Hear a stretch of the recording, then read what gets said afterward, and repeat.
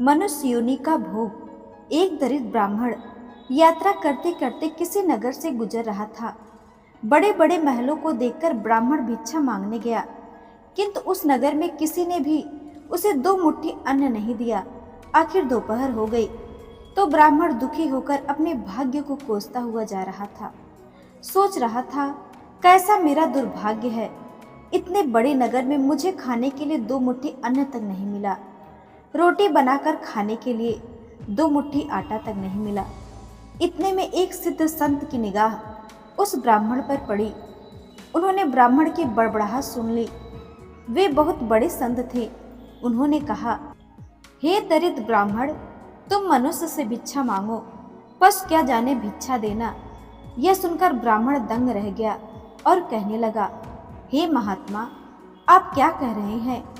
बड़े बड़े महलों में रहने वाले मनुष्यों से ही मैंने भिक्षा मांगी है। महात्मा बोले, नहीं ब्राह्मण, मनुष्य शरीर में दिखने वाले वे लोग भीतर से मनुष्य नहीं हैं। अभी भी वे पिछले जन्म के हिसाब से ही जी रहे हैं। कोई शेर की योनि से आया है तो कोई कुत्ते की योनि से आया है, कोई हिरण की योनि से आया है तो कोई गाय या भैंस की योनि से आया है। उनकी आकृति मानव शरीर की जरूर है, किंतु अभी तक उनमें मनुष्यता निखरा नहीं है। और जब तक मनुष्यता नहीं निखरता तब तक दूसरे मनुष्य की पीड़ा का पता नहीं चलता। तुमने मनुष्यों से नहीं, पशुओं से भिक्षा मांगी है। ब्राह्मण का चेहरा दुख व निराशा से भरा था। सिद्ध पुरुष तो दूरदृष्टि के धनी होते हैं। उन्होंने कहा, देख ब्राह्मण, मैं तुझे यह चश्मा देता हूँ। इस चश्मे को पहनकर जा और कोई भी मनुष्य दिखे उससे भिक्षा मांग, फिर देख क्या होता है। वह दरिद्र ब्राह्मण जहाँ पहले गया था वहीं पुनः गया और योग सिद्ध कला वाला चश्मा पहनकर गौर से देखा और बोला, ओहो, वाकई कोई कुत्ता है तो कोई बिल्ली तो कोई बघेरा है। आकृति तो मनुष्य की है, लेकिन संस्कार पशुओं के हैं। मनुष्य होने पर भी मनुष्यता के संस्कार नहीं है। घूमते घूमते वह ब्राह्मण थोड़ा सा आगे गया तो देखा कि एक मोची जूते सिल रहा है। ब्राह्मण ने उसे गौर से देखा तो उसमें मनुष्यता का निखार पाया। ब्राह्मण ने उसके पास जाकर कहा, भाई तेरा धंधा तो बहुत हल्का है और मैं हूँ ब्राह्मण, रीत रिवाज एवं कर्म कांड को बड़े चुस्ते से पालता हूँ। मुझे बड़ी भूख लगी है, इसलिए मैं तुझसे मांगता हूँ, क्योंकि मुझे तुझमें मनुष्यता दिखी है। उस मोची की आंखों से टप टप आंसू बरसने लगे। वह बोला, हे प्रभु, आप भूखे हैं। हे भगवान, आप भूखे हैं। इतनी देर आप कहाँ थे? यह कहकर मोची उठा, एवं जूते सिलकर टका आना 2 आना और जो इकट्ठे किए थे उस चिल्लर रेचकारी को लेकर हलवाई की दुकान पर पहुंचा और बोला, हलवाई भाई, मेरे इन भूखे भगवान की सेवा कर लो। ये चिल्लर यहाँ रखता हूँ, जो कुछ भी सब्जी, पराठे, पूरी आदि दे सकते हो वह इन्हें दे दो, मैं अभी जाता हूँ। यह कहकर मोची भागा और घर जाकर अपने हाथ से बनाई हुई एक जोड़ी जूती ले आया। यम चौराहे पर उसे बेचने के लिए खड़ा हो गया। उस राज्य का राजा जूतियों का बड़ा शौकीन था। उस दिन उस राजा ने कई तरह की जूतियां पहनी, किंतु किसी की बनावट उसे पसंद नहीं आई तो किसी का नाप नहीं आया। 2-5 बार प्रयत्न करने पर भी राजा को कोई पसंद नहीं आई तो राजा मंत्री से क्रुद्ध होकर बोला, अगर इस बार ढंग की जूती लाया तो जूती वाले को इनाम दूंगा, और ठीक नहीं लाया तो मंत्री के बच्चे तेरी खबर ले लूंगा। देव योग से मंत्री की नज़र इस मोची के रूप में खड़े असली मानव पर पड़ गई, जिसमें मानवता खिली थी, जिसकी आंखों में कुछ प्रेम के भाव थे, चित्त में दया करुणा थी। ब्राह्मण के संग का थोड़ा रंग लगा था। मंत्री ने मोची से जूती ले ली एवं राजा के पास ले गया। राजा को वह जूती एकदम फिट आ गई, मानो वह जूती राजा के नाप की ही बनी थी। राजा ने कहा, ऐसी जूती तो मैं पहली बार पहन रहा हूँ, किस मोची ने बनाई है यह जूती? मंत्री बोला, हुजूर, यह मोची बाहर ही खड़ा है। मोची को बुलाया गया। उसको देखकर राजा की मानवता थोड़ी खिली। राजा ने कहा, जूती के तो 5 रुपए होते हैं, किंतु यह 5 रुपए वाली नहीं है, 500 रुपए वाली जूती है। जूती बनाने वाले को 500 और जूते के 500, कुल 1000 रुपए इसको दे दो।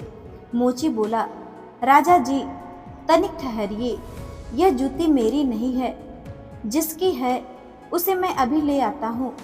मोची जाकर विनय पूर्वक उस ब्राह्मण को राजा के पास ले आया एवं राजा से बोला, राजा जी यह जूती इन्हीं की है।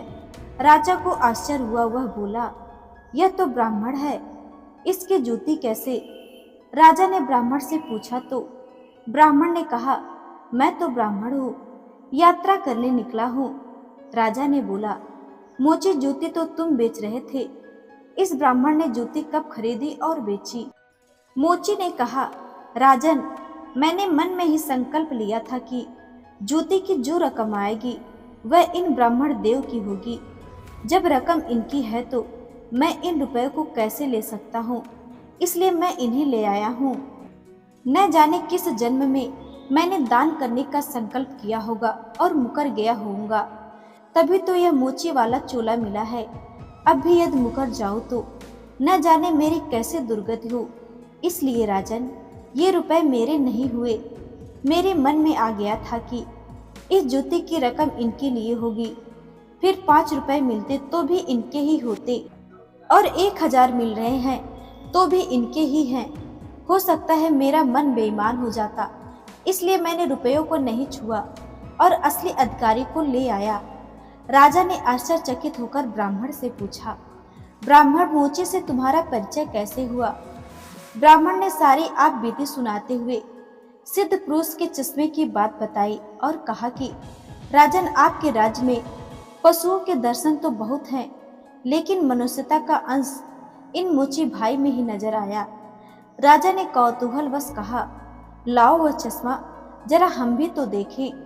राजा ने चश्मा लगाकर देखा तो दरबारियों में उसे भी कोई सियार दिखा तो कोई हिरण, कोई बंदर दिखा तो कोई रीछ। राजा दंग रह गया कि यह तो पशुओं का दरबार भरा पड़ा है। उसने सोचा कि ये सब पशु हैं तो मैं कौन हूँ।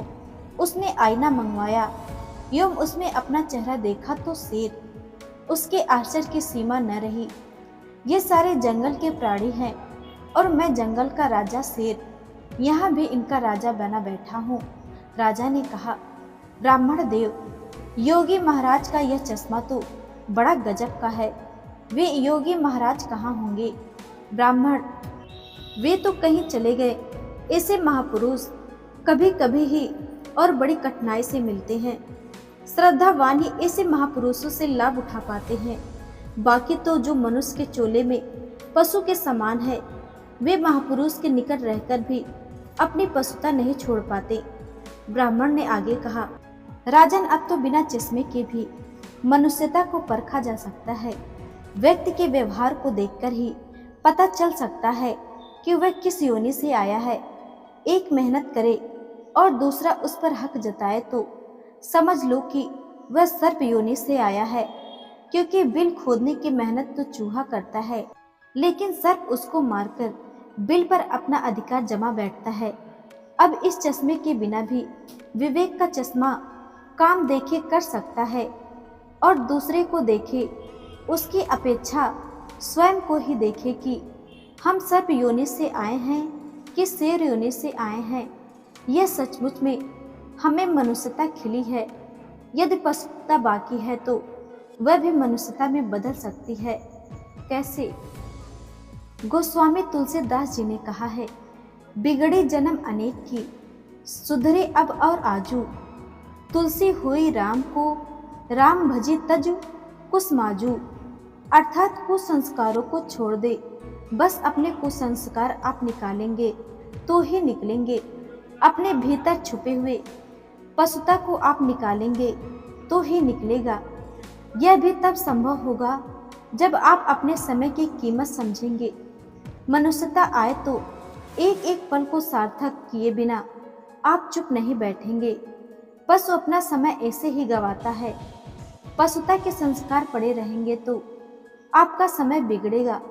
अतः पशुता के संस्कारों को आप बाहर निकालिए एवं मनुष्यता के संस्कारों को उभारिए, फिर सिद्ध पुरुष का चश्मा नहीं वरन अपने विवेक का चश्मा ही कार्य करेगा और इस विवेक के चश्मे को पाने की युक्त मिलती है हरि नाम कीर्तन यानी सत्य का संग। वह सत्संग से तो हे आत्मजनों मानवता से पूर्ण हो वही मनुष्यता कहलाता है। बिना मानवता के मानव भी पशुतुल्य रह जाता है।